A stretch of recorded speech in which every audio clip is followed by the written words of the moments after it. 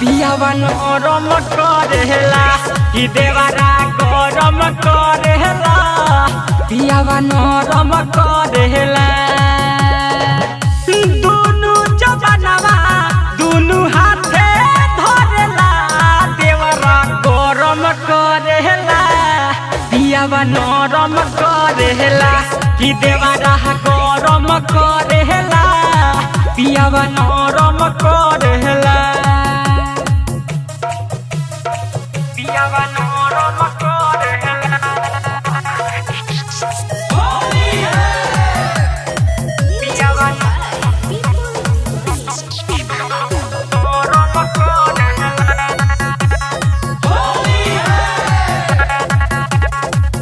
ढोलिया में रंग ललका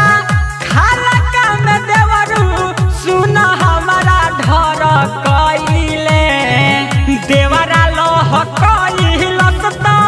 पानी डाल के पियऊ हमारा राहती में ठन ढइले ढोलिया में रंग ललका खालका में देवरू सुन हमारा ढर कइले देवरा लोह कइलस तो पानी डाल के पियऊ हमारा रतिया में ठन ढइले ठंडा करे में नाही शरम करेला ठंडा करे में नाही शरम करेला देवरा गरम करेला पियावा नरम करेला कि देवरा गरम करेला पियावा नरम करेला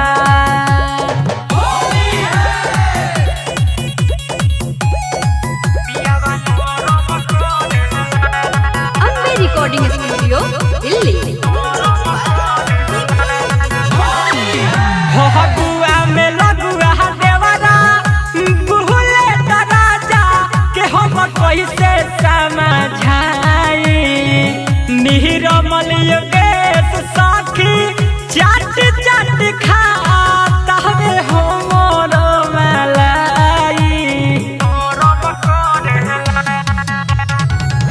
हगुआ में लगुआ देवर बुहले दराजा के हम कैसे समझाई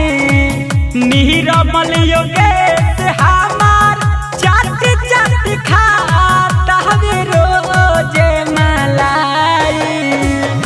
झलकू झमेला नाही रहम करेला सूर्या सुजीत नाही रहम करेला देवरा गरम करेला पियावा नरम करेला कि देवरा गरम करेला पियावा नरम करेला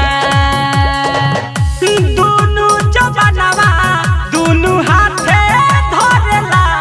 देवरा गरम करेला पियावा नरम करेला